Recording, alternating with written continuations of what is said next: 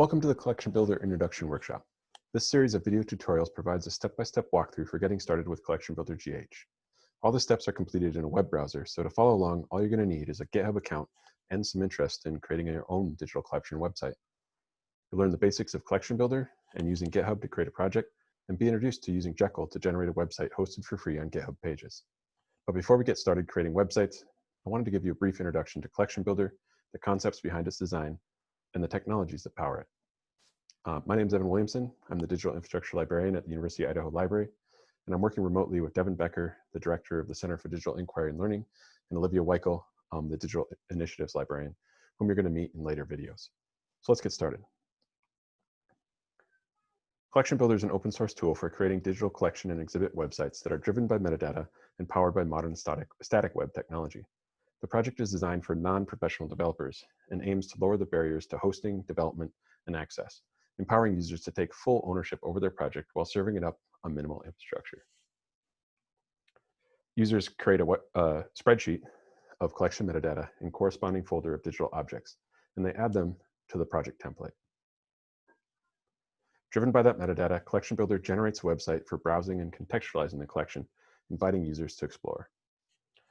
We started developing Collection Builder out of frustration with using ContentDM and Omeka for teaching and creating exhibits at the University of Idaho. Instead of maintaining that heavy infrastructure and teaching our collaborators how to push buttons and fill in forms, we wanted a totally new approach that puts the focus back on creating quality metadata and digitized objects while fostering some fundamental web and data literacies. Unlike traditional CMS or DAMS platforms, Collection Builder is not a GUI tool. However, it's still doable and approachable for librarians, GLAM workers, and DH researchers, providing a flexible and sustainable template for creating projects in a variety of contexts. There's different versions or types of Collection Builder template, depending on where you want to store the collection objects, your technical expertise, and the aims of your project. This workshop focuses on Collection Builder-GH, a simplified template designed for easy hosting on GitHub, which can be implemented without installing anything on your computer. The features are designed to be progressive, so you learn the basics by following an example, and you'll gradually learn more, giving you the power to customize the template in a scaffolded approach. As you learn more, Collection Builder becomes a set of recipes that enable you to rapidly create, remix, and sustain projects. So here's some use cases that we've tried out in collaboration with our campus community. Teaching archival research in digital libraries in the undergraduate classroom, working with graduate students to share their research in new ways, creating DH research projects that go far beyond the traditional publication, and collaborating with community groups to create unique collections. The agility and the flexibility of the Collection Builder approach allows us to do much more. We've curated topical exhibits pulled out of our archival materials, create open access archives of unique research outputs, and migrated end-of-life products for long-term sustainability. The metadata, objects, and content are digital preservation ready, which is a real plus when you're looking at the sustainability of DH work.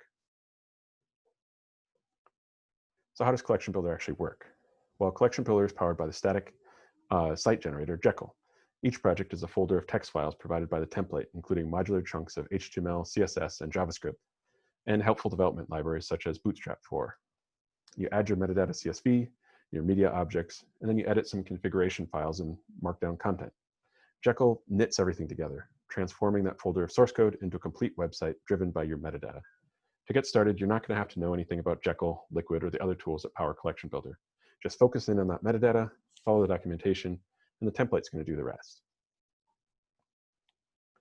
When Jekyll builds out your site, the output is purely static HTML that can be copied to any basic web server, or in this case, hosted for free on GitHub pages.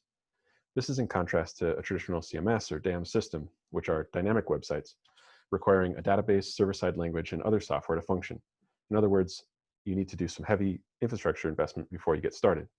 So that's why the modern static web approach has some really appealing benefits. Static web pages load faster, providing better access for all users.